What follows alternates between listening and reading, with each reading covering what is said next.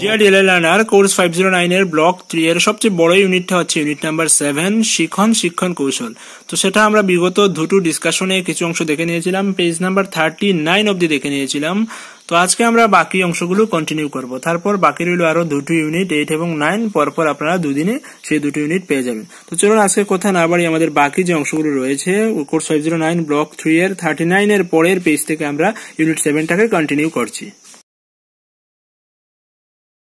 বিগত দুটো ডিসকাশনে আমরা কনসেপ্ট ম্যাপ এবং সমালোচনা শিক্ষণ বিজ্ঞান সম্বন্ধে আলোচনা করেছিলাম। তো সেইগুলো হচ্ছে পেজ নাম্বার 40 এবং 41 সেখান থেকে কি কি জিনিস শিখতে হবে সেগুলো আমরা দেখে নিয়েছি। তো আজকে তারপরে আমরা যাচ্ছি, অর্থাৎ আজকে স্টার্ট করছি পেজ নাম্বার 42 থেকে। পেজ নাম্বার 42 তে রয়েছে সমস্যা সমাধান। তো প্রশ্নটা আপনি লিখবেন যে সমস্যা সমাধান পদ্ধতির পদক্ষেপগুলি বা ধাপগুলি উদাহরণ সহ আলোচনা করুন। তো সমস্যা সমাধান পদ্ধতিতে 4টি ধাপ রয়েছে, প্রথম, দ্বিতীয়, তৃতীয় এবং চতুর্থ। তো 4টি ধাপ আপনি 42 নাম্বার পেজ এবং 43 নাম্বার পেজ জুড়ে পাবেন। 42 এবং 43 তে প্রথমে রয়েছে 4টি ধাপ, সেই ধাপগুলো নিয়ে ডিসকাশন করেছে, তারপর উদাহরণের মাধ্যমে বুঝিয়ে দিয়েছে সেই 4টি ধাপকে নিয়ে কিভাবে কাজ করা যায়। তো সেগুলো শিখতে হবে 42 এবং 43 নাম্বার পেজ থেকে। তো প্রথম ধাপ হচ্ছে সমস্যা চিহ্নিতকরণ, একটা উদাহরণ দিয়ে বুঝিয়ে দিয়েছে। দ্বিতীয় ধাপ হচ্ছে সমস্যা সমাধানের পদ্ধতি সম্পর্কে চিত্র অঙ্কন। তারপর হচ্ছে পরিকল্পনা বাস্তবায়িত করা এবং সমাধানের মূল্যায়ন। এগুলো খুব সুন্দরভাবে দেওয়া 42 এবং 43 নাম্বার পেজ থেকে, অবশ্যই সেগুলো দেখে নেবেন। 44 নাম্বার পেজে রয়েছে পরীক্ষামূলক শিখন। তো প্রথমে যেটা শিখতে হবে সেটা হচ্ছে পরীক্ষামূলক শিখন কি। তো পরীক্ষামূলক শিখন কি তার আনসারটা এই যে যতটুকু দাগ দেওয়া আছে ততটুকু পড়লেই হবে। যে পরীক্ষামূলক শিখন হলো এমন একটি কৌশল যার শিখন পদ্ধতি সম্পাদিত হয় অভিজ্ঞতার ভিত্তিতে। এই পথে অভিজ্ঞতা প্রক্রিয়া বিবেচিত হয় কেন্দ্রীয়ভাবে শিখনের দিকে। এই কৌশল অনুসন্ধান কাজের উপর গুরুত্ব আরোপ করা হয়। এই কৌশলে অনুসন্ধান কাজের উপর গুরুত্ব আরোপ করা হয়। এই প্রক্রিয়ায় অর্থ বোঝার চেষ্টা করা হয় প্রত্যক্ষ অভিজ্ঞতার পরিপ্রেক্ষিতে। ব্যক্তির শিখন প্রক্রিয়ার উপর জোর দেওয়া হয় এই পদ্ধতিতে। তো সেটাই হচ্ছে পরীক্ষামূলক শিখন। তো পরীক্ষামূলক শিখন কি শিখবেন। তারপর 45 নাম্বার পেজ থেকে যে প্রশ্নটা লিখবেন সেটা হচ্ছে একটি টপিক নির্বাচন করুন এবং কিভাবে আপনি অভিজ্ঞতা ভিত্তিক শিখন দেবেন তা লিখুন। সেটা কিন্তু পাঠ শেষের অনুশীলনীতে দেয়া আছে প্রশ্নটা। তো এখান থেকে আপনি শিখবেন 45 নাম্বার পেজ থেকে। তো একটি টপিক নির্বাচন করুন এবং কিভাবে আপনি অভিজ্ঞতা ভিত্তিক শিখন দেবেন তা লিখুন। তো সেটার আনসারটা আপনি এই যে এখানে দেয়া আছে 45 দেখতে পাচ্ছেন, নির্বাচন। একটা টপিক নিল যে নির্বাচন এবং সেটাকে কিভাবে অভিজ্ঞতা ভিত্তিক শিখনের মাধ্যমে পাঠদান করবে সেটাও এখানে বুঝিয়ে দেয়া আছে। তো এখানে নতুন ধারণার বলবৎকরণ বলে কিছু অংশ দেয়া আছে, সেগুলোকে জাস্ট একটু চেঞ্জ করতে হবে। এখানে দেখুন লেখা আছে মতামত দর্শন করুন, আমাদের দেশে যে কোনো অংশের নির্বাচন কাট আউট দেখান। তো সেখানে আপনি জাস্ট চেঞ্জ করে লিখবেন যে মতামত দর্শন করব, আমাদের দেশের যে কোনো অংশের নির্বাচনের কাট আউট দেখাতে হবে। তারপর লিখবেন নির্বাচনের উপর ডকুমেন্টারি ফিল্ম ছাত্রদের দেখাবো, স্থানীয় সরকারের নির্বাচন অথবা অন্য কোনো পরিষদের নির্বাচনের বিষয় সরাসরি পর্যবেক্ষণ করব। এইগুলো চেঞ্জ করে দিলে কিন্তু আপনার আনসারটা রেডি হয়ে যাচ্ছে। 46 নাম্বার পেজে, তো 46 নাম্বার পেজে রয়েছে বর্ণনা এবং গল্প বলা।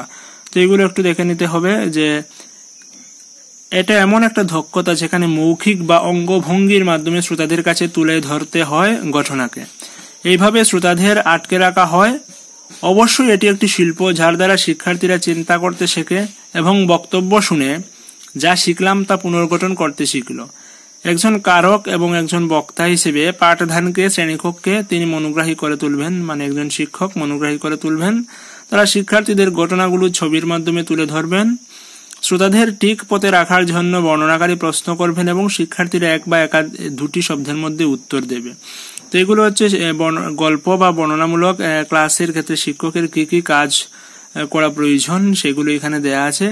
তো এগুলো দেখবেন একটু। তারপর হচ্ছে বর্ণনামূলক বা গল্প বলার মাধ্যমে শিক্ষা, পরিবেশ বিজ্ঞান, অ্যাকচুয়ালি সমাজ বিজ্ঞান শিক্ষা দেওয়ার কি কি সুবিধা রয়েছে সেটা এখানে দেয়া আছে, সেটা আমি আর পড়ছি না। তারপর দেয়া আছে যে বর্ণনামূলক বা গল্প বলার মাধ্যমে পাঠদানের ক্ষেত্রে কি কি সীমাবদ্ধতা রয়েছে সেগুলো।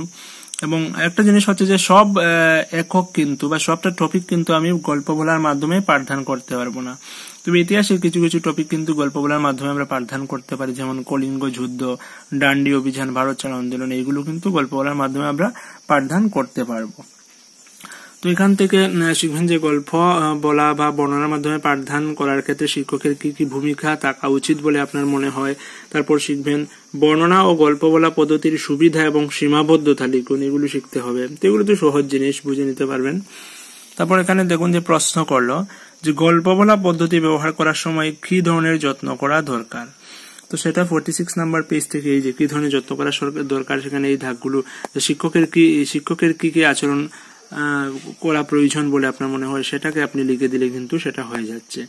তারপর আরেকটা প্রশ্ন দিচ্ছে যে গল্প বলার জন্য দক্ষতার তালিকা উল্লেখ করুন। আচ্ছা, একটা গল্প বলতে হলে কোন কোন দক্ষতা আপনার থাকতে হবে একজন শিক্ষকের, সেটা হচ্ছে ধারণা শক্তি থাকতে হবে, কল্পনা শক্তি থাকতে হবে, অঙ্গভঙ্গি থাকতে হবে। হ্যাঁ, যেটা হচ্ছে মেইন ব্যাপার।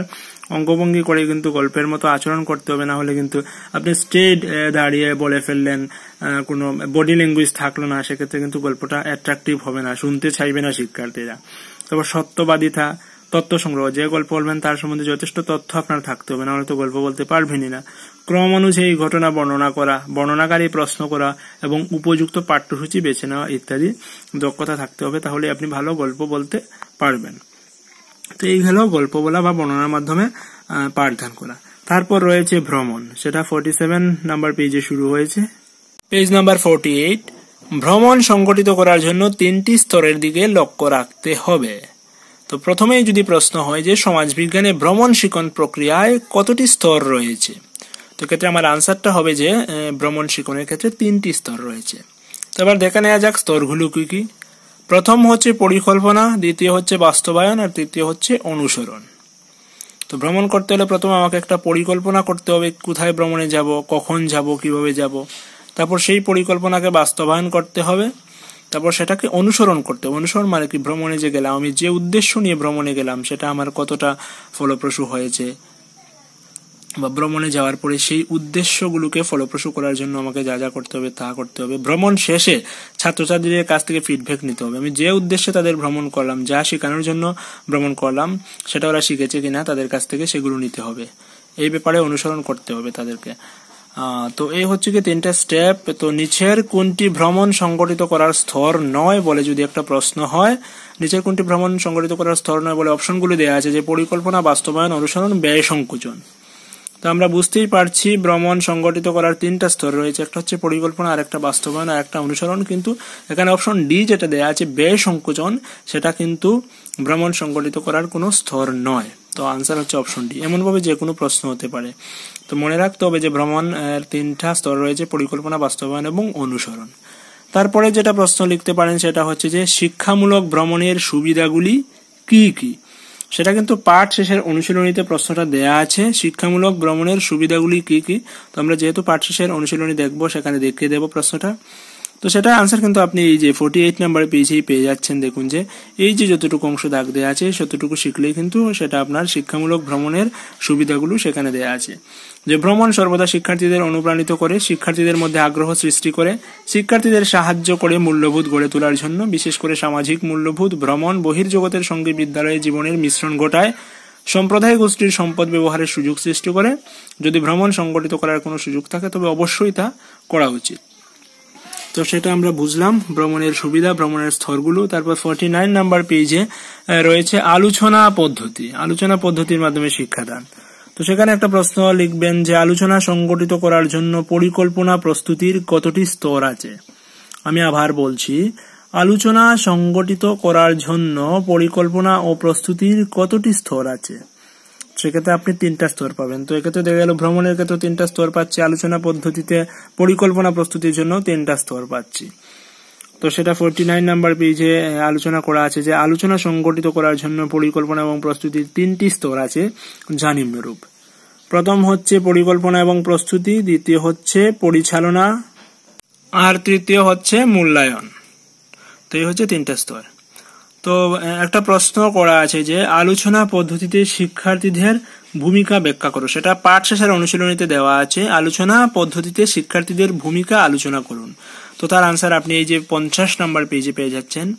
আলোচনা পদ্ধতিতে ছাত্রদের আলোচনায় অংশগ্রহণ করতে হবে, যখন শিক্ষার্থীরা আলোচনা শুরু করবে তখন অন্যরা তা মন দিয়ে শুনবে। আলোচনার শেষে শিক্ষক মহাশয় বলবেন সিদ্ধান্তের ক্ষেত্রে আলোচনা কতটা সফল হয়েছে। শিক্ষার্থীরা দলগতভাবে ইতিবাচক এবং নেতিবাচক দিক তুলে ধরবে। তো এগুলো হচ্ছে আলোচনা পদ্ধতিতে শিক্ষার্থীদের ভূমিকা, সেটা দেখে রাখবেন। তারপর আমি যেটা পেলাম সেটা হচ্ছে যে কোনো একটি বিষয় নির্বাচন করুন এবং আলোচনা পদ্ধতিতে কিভাবে পাঠদান করবেন সেটা উল্লেখ করুন। তো সেটা হচ্ছে এই যে আনসারটা, এখানে প্রশ্ন কিন্তু আমি লিখিনি যদিও, তো প্রশ্ন আমি মুখে বলছি যে কোনো একটা টপিক নির্বাচন করুন এবং আলোচনা পদ্ধতিতে কিভাবে পাঠদান করবেন তা বর্ণনা করুন। সেটা এই যে এখান থেকে 50 নাম্বার পেজের এখান থেকে শুরু হবে। তো টপিকটা কি নিল? টপিকটা নিল যে লিঙ্গ বৈষম্য, তারপর লিঙ্গ বৈষম্য টপিকটা নেওয়া হয়েছে এবং তাকে আলোচনা ভিত্তিক পদ্ধতির মাধ্যমে কিভাবে পাঠদান করে সেটা দেখানো হয়েছে এখানে। তো 50 নাম্বার পেজে সেটা দেখে নেবেন। 51 নাম্বার পেজে কিছু প্রশ্ন দেওয়া আছে যে আপনার আলোচনা পদ্ধতির মূল বৈশিষ্ট্যগুলি কি কি। তো আলোচনা পদ্ধতির মূল বৈশিষ্ট্যগুলি আমরা জানি যে পরিকল্পনা এবং প্রস্তুতি, তারপর হচ্ছে পরিচালনা এবং সবশেষ হচ্ছে মূল্যায়ন। সেইগুলি হচ্ছে আলোচনা পদ্ধতির মূল বৈশিষ্ট্য। তো আলোচনা পদ্ধতিতে শিক্ষকের ভূমিকা বর্ণনা করুন। তো সেটাও কিন্তু একই জিনিস, প্রস্তুতি, পরিচালনা এবং মূল্যায়নের ক্ষেত্রে শিক্ষকের কি কি ভূমিকা রয়েছে সেটা ডিটেইল পড়লে শিক্ষকের ভূমিকাটা অনায়াসে পেয়ে যাবেন, সেখান থেকে লিখবেন। তারপর যেটা পেলাম সেটা হচ্ছে ম্যাপ বা মানচিত্র নির্ভর শিখন। তো পাঠ শেষের অনুশীলনীতে প্রশ্ন আছে যে শিক্ষার্থীদের মধ্যে মানচিত্র পঠনের দক্ষতা গড়ে তোলা প্রয়োজন কেন। আবার বলছি, শিক্ষার্থীদের মধ্যে মানচিত্র পঠনের দক্ষতা গড়ে তোলা প্রয়োজন কেন। তো সেটার আনসার আপনি 51 নাম্বার পেজে পাবেন। এই যে শিক্ষার্থীদের মধ্যে মানচিত্র পঠনের দক্ষতা অর্জন করা কি প্রয়োজনীয়তা রয়েছে সেটা কিন্তু এখানে দেখে দিয়েছে, সেটা আমি আর রিড আউট করছি না, দেখে নেবেন।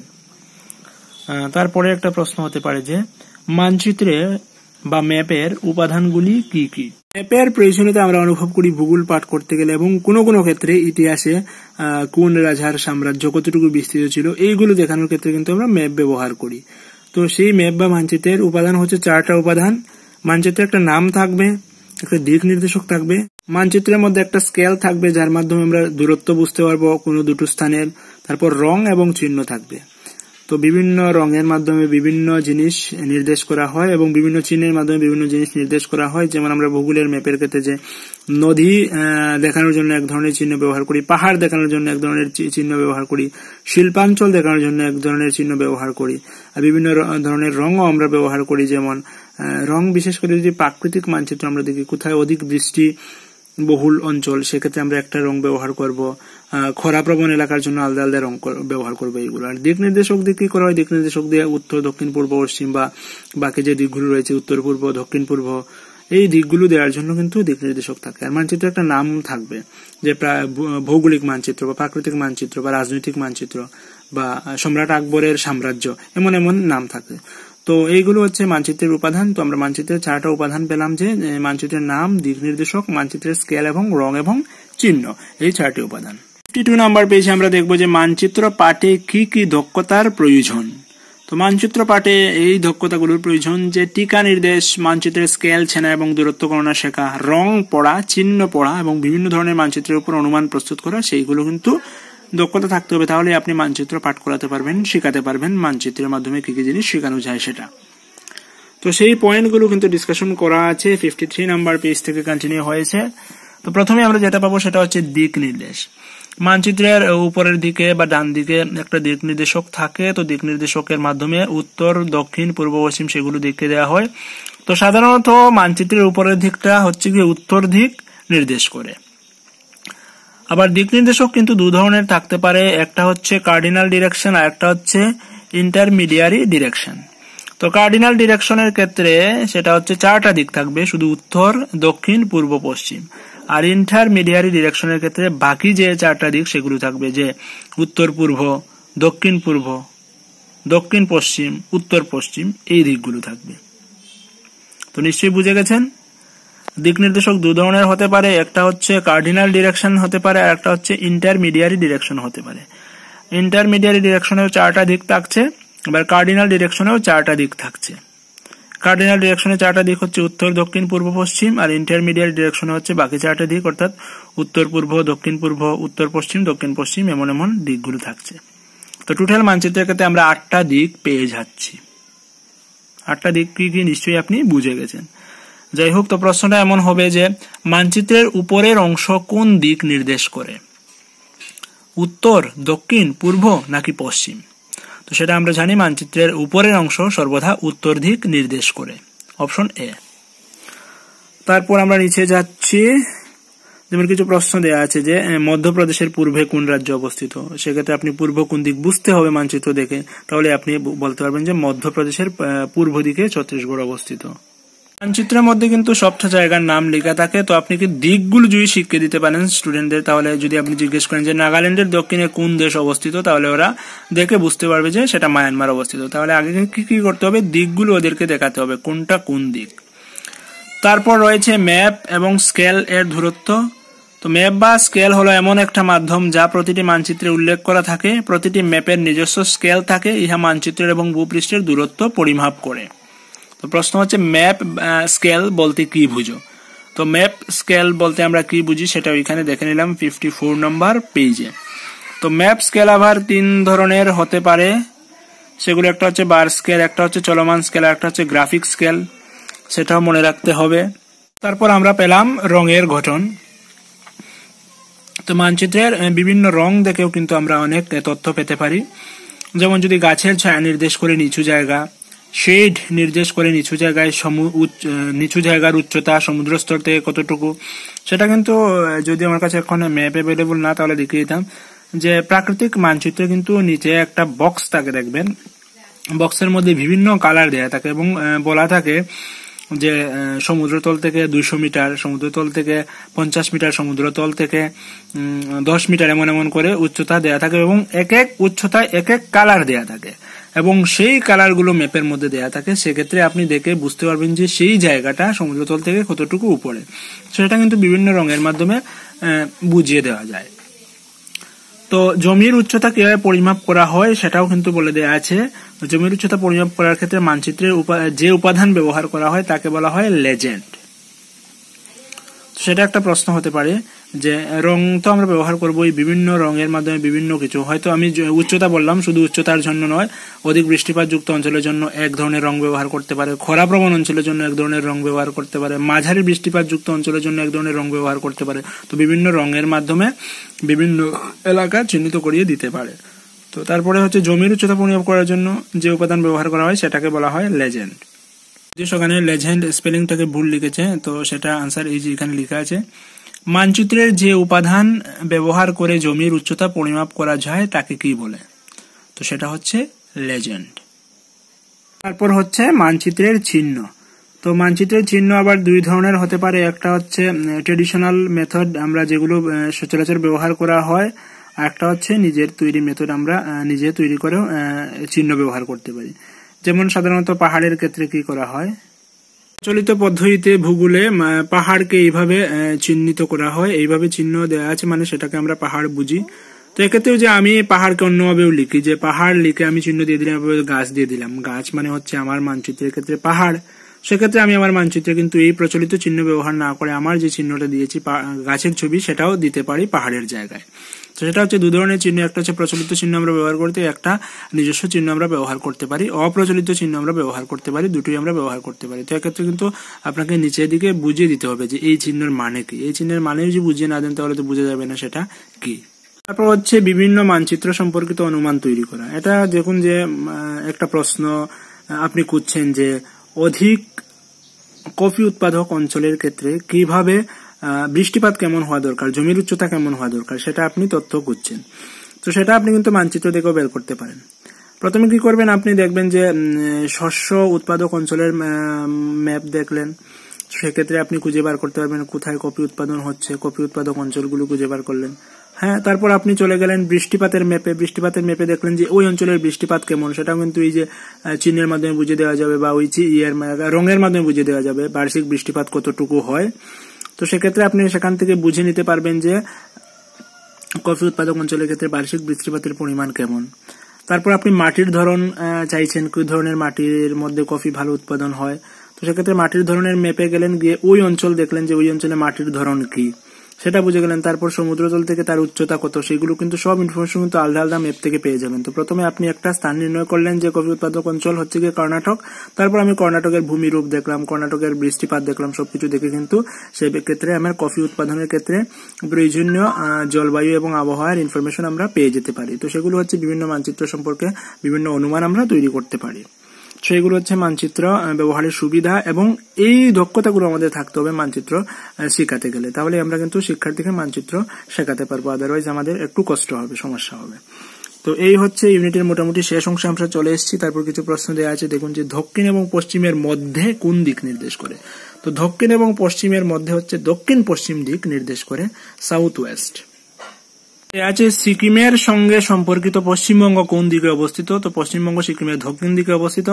ম্যাপ স্কেল বলতে কি বুঝো, সেটা আনসার 54 নাম্বার পেজে পাবেন।